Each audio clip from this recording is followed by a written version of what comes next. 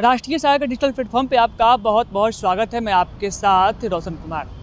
देखिए, बिहार में जो है शिक्षा को लेकर तो चर्चाएं बहुत होती है कि बिहार में जो है हम शिक्षा में बेहतर करेंगे, लेकिन लगातार शिक्षा विभाग से जुड़े कई सारे मामले आते हैं। चाहे बीते कल जो है एक बच्चा जो है 11 वर्षीय छात्र जो है स्कूल का जो है टॉयलेट साफ करता है, चाहे फिर हम पूर्वी बेतिया की बात कर ले, बेतिया के जो डीओ है रजनीकांत प्रवीण, उनके जो घर पर जो है इनकम टैक्स का छापा पड़ता है और छापे में जो तकरीबन 2 करोड़ रुपया की बरामदी की जाती है और साथ ही साथ सोने चांदी और जेवरात भी बरामद होते हैं। हमारे साथ बात करने के लिए कौशलेंद्र नारायण जी हैं, पटना हाई कोर्ट के वरिष्ठ अधिवक्ता है और साथ ही साथ समाज के प्रति जो जागरूकता होती है, चाहे जो उनके क्षेत्र में की बात कर ले तो क्षेत्र में जितने भी जो सरकार की जो योजनाएं होती है उस योजनाओं कितना धरातल पर उतरा, इस संदर्भ में जो है ये लोगों के बीच जाते हैं और अपनी बातों को रखते हैं। हमारे साथ कौशलेंद्र जी हैं। कौशलेंद्र, जिस प्रकार से जो है शिक्षा विभाग में लगातार सरकार कह रही है कि हम एजुकेशन में जो है बेहतरीन करने के लिए लगातार प्रयास कर रहे हैं, लेकिन लगातार शिक्षा विभाग या स्कूल के जुड़े कई तरह के मामले सामने आते हैं। देखिए, सर्वप्रथम तो आपको और आपके चैनल को मैं धन्यवाद देता हूं कि यह ज्वलंत मुद्दा है और हर एक जागरूक व्यक्ति के लिए एक अहम सवाल पैदा करता है।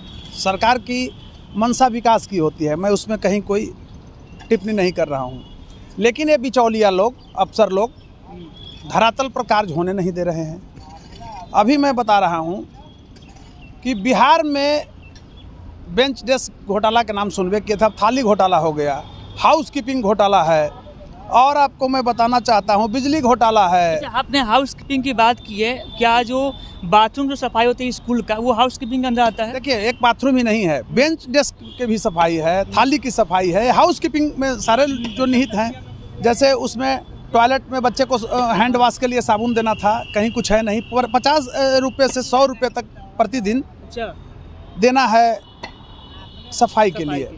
कहीं नहीं पैसा जा रहा है, सिर्फ कोई सफाई नहीं हो रहा है, महीना में 1-2 दिन हो रहा है। उसके बाद क्या है कि लोग पूरा पैसा खा जा रहा है। अभी आप देखें कि कहाँ का डीओ 1 करोड़ 83 लाख रुपया जो है कैश पकड़ाया। लेकिन मैं बताना चाहता हूं कि बिहार का सबसे भ्रष्टाचारी डीओ सुभाष गुप्ता, जिसको सरकार ने क्या किया, सिर्फ मतलब सस्पेंड करके छोड़ दिया। उसकी इतनी बड़ी पकड़ रही है सरकार में कि सस्पेंड करके छोड़ दिया। बताइए, सुभाष गुप्ता अभी कहाँ पोस्टेड है? अभी तो वो गोपालगंज किशनगंज का डीओ रहे थे और उसने कम से कम 5,000 नहीं 10,000 करोड़ रुपया लूटा, दोनों जिला पूरा पैसे में खा गया। अभी मैं बता रहा हूं कि आरा का डीओ पर आरोप लगाया, समरसेबल बोरिंग एक भी नहीं, अगियाओं प्रखंड में सब बंद हो गया, विद्यालय में जो लगा था। हेडमास्टर बेचारा बिल ना भी दे रहे थे तो प्रेशर दे देकर डरा करके कि सस्पेंड कर देंगे, कानूनी कार्रवाई कर ले लिया। जब एसपी ही और डीएम भ्रष्ट हो जाए तो क्या हैसियत एक थाना प्रभारी की है? क्राइम थाना में तब होगा जब एसपी साहब घूस लेंगे। मजाल है थाना प्रभारी को? थाना प्रभारी को टांग देगा, जैसे आम पब्लिक को पकड़ के पुलिस टांगती है ना सलाखों के अंदर, उसी तरह से थाना प्रभारी को जेल भेजा। देखिए अभी कितना बढ़िया सारण से गया उदाहरण कि वहाँ के आरक्षी अधीक्षक ने दरोगा को भेज दिया जेल। तो कहने का अभिप्राय मेरा है कि जिस तरह से आरा का डीओ लूट खसोट जितना किया और उस पर मैंने सरकार को लिखा, अब हम उब गए हैं तो ठीक है, मैं एक लॉयर हूं लेकिन एक जिम्मेवार नागरिक हूं, टैक्स पेई हूं, टैक्स देता हूं, हम देते हैं, हमारे परिवार के लोग देते हैं, पत्नी देती, जो भी रहे परिवार, माँ बाप देते हैं। तो कहने का अर्थ है कि ये जो मेरा लॉस हो रहा है, मेरा टैक्स का पैसा ये चोरी कर ले रहा है डीओ, इतना बड़ा इस सब का पेट हो गया है, एक मेरा लॉस जो हो रहा है, this is being my loss, who will fulfil? कौन करेगी? सरकार के पास जवाब है? नहीं है जवाब। तो मैं कहना चाहता हूं कि ऐसे चपंडुस जो लुटेरा जो पैसा खाता है, जानते हैं कैसे लोग भ्रष्ट पैसा खाता है, इसकी पत्नी जानता है, इसके बेटे जानता है, इसके बेटियां जानती है, क्या इसका दामाद जानता है कि पैसा लूट के ला रहा है मेरा बाप, तो कैसे उस पैसा का उपभोग करता है, शर्म आना चाहिए। और सब देखिएगा ये लोग क्राइम को डेवलप कर रहा है। मैं कहना चाहता हूँ कि आरा का जो डीओ है, जो अपने को बताता है कि बिहार के सर्वा जो हैं अफसर, उनके मैं रिलेटिव हूँ, उनका भी नाम ही बेचता है, किसी को नहीं लगा रहा है, लूट रहा है पैसा। अभी मैं बता रहा हूँ सुपौल का डीओ ने अच्छा पैसा जो है से लूटा, तो कौन रोकेगा इसको? अभी आपको बता रहे हैं बेंच डेस्क प्रति बेंच 5,000 रुपया सरकार दिया, जितना मानकता था वो नहीं ये कर पाया, जितना लंबाई चौड़ाई भी नहीं पूरा किया। आपको मैं बता रहा हूँ जिस थाली की सप्लाई देना है मध्याह्न भोजन के लिए, उसमें 1 से 5 क्लास तय किए गए। जी जी 1 से 5 क्लास तक 250 ग्राम से 270 ग्राम वजन का स्टील का थाली देना था। ये लोग जाकर देखिए 50 ग्राम का भी नहीं दिया है। दूसरी चीज़ 2.5 गहराई उसकी मोटाई होनी चाहिए थी, वो भी नहीं है।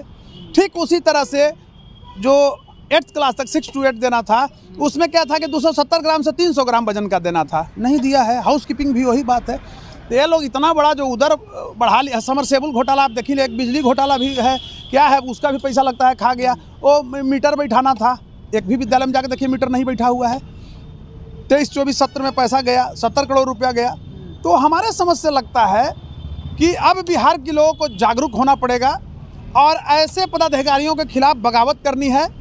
दूसरी तरफ मैं एक बात बताना चाहता हूं कि ये जो डीपीएम को बहाली कर दिया पाठक जी का मैं भी कुछ दिनों तक प्रशंसक रहा था, लेकिन जब उनका मेंटल जब देखा कि वो दूसरे दिशा में जा रहे हैं, गाली गलौज पर उतर गए शिक्षकों के, तो मुझे घृणा हुआ। अभी जो वर्तमान एससीएस जो है एससीदार साहब रियल में ईमानदार हैं, देखिए सच कहना चाहिए, लेकिन ये ग्रास पर नहीं जा रहे हैं, मूल थीम को नहीं पकड़ रहे हैं। सरकार के प्रेशर में और गलत लोग ठेका ले रहा है, सब प्राइवेट लिमिटेड कंपनी घुस गया है, मवालियों की कंपनी है, एनजीओ वाले घुस गए हैं, बड़े बड़े माफिया। तो मैं कहना चाहता हूं कि ऐसे लोगों पर कार्रवाई हो और आरा का जो श्री हसन है डीओ, इस पर एफआईआर दर्ज करके इसको जेल भेजा। इसकी पूरी संपत्ति दादी नानी साली के बेटा के नाम से, सड़ू बेटा के नाम से, साला के बेटी के नाम से, पोती के नाम से संपत्ति और ज़मीन जो खरीद रहा है ये सब। और उसी तरह से सुभाष गुप्ता, देखिए किशनगंज और गोपालगंज में डीओ रहा था सुभाष गुप्ता।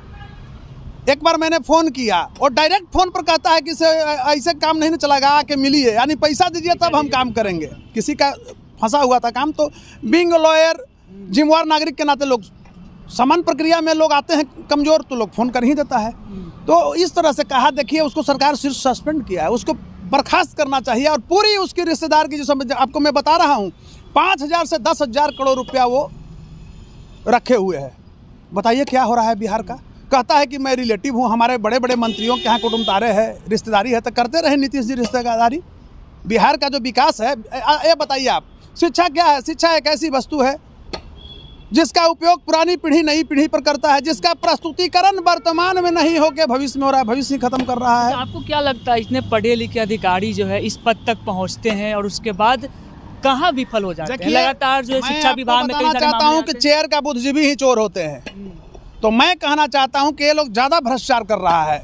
आप ये बताइए ना, अभी बताए ना हम, एक थाना प्रभारी कि क्या औकात है अगर एसपी चाहेगा कि क्राइम नहीं हो पूरे जिला में, इसलिए कि थाना पैसा लेता है और थाना प्रभारी क्राइम बढ़ाता है, गुंडा से बात करता है, उसका पूरा निकालिए कॉल डिटेल CDR निकाल कर चेक करोगे कहाँ कहाँ है बात करता है थाना प्रभारी, किस क्रिमिनल से। ये लोग प्राइवेट नंबर भी एक रखे हुए हैं दूसरे के नाम पर, और सरकारी नंबर तो उठाता नहीं है। सबसे बड़ा चीज़ आप देख लीजिए, किसी भी अभी फ़ोन कीजिए आप बिहार में, DM SP थाना प्रभारी को नहीं उठाएगा, कोई नहीं उठाएगा। किसी दूसरे से उठवाएगा भी तो लोग दूसरे से उठवा देता है। आप करते रहिए, आप मैसेज छोड़ दो, क्राइम हो रहा है, मर्डर होगा, मैसेज छोड़ते रहिए। आम नागरिक जो है अपने बात को वहाँ तक नहीं पहुँचा। देखिए आम नागरिक क्या करेगा, जाति धर्म में फंस गया है।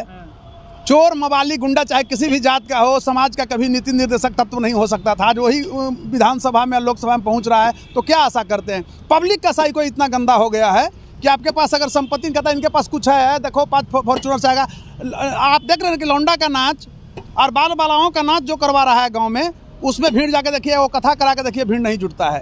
कहने का अर्थ हुआ ना कि बिहार का साइको बदल गया है, माने अपराधीकरण हो गया है, राजनीति का अपराधीकरण हो गया है। और मैं ऊब गया हूं शिक्षा विभाग से, और मैं दोषियों को सजा दिलाने के लिए सरकार स्तर पर मुझे न्याय नहीं मिला, तो अब मैं एक पटना हाईकोर्ट का लॉयर होने के नाते ही नहीं, बल्कि एक जिम्मेवार इस राज्य का नागरिक होने के नाते ऑनरेबल पटना हाईकोर्ट में सोमवार को PIL दायर करने जा रहा हूं। अभी समरसेबल घोटाला बतेबे किए, तो ये सब घोटालों में जो शामिल हैं उन पर कठोर से कठोर कार्रवाई हो, और सरकार से मैं मांग करता हूं कि स्पेशल एक्ट ला करके और ये लोग के आजीवन सजा करा दो। एक DO मामूली पैसा रखे हुए हैं, बताइए।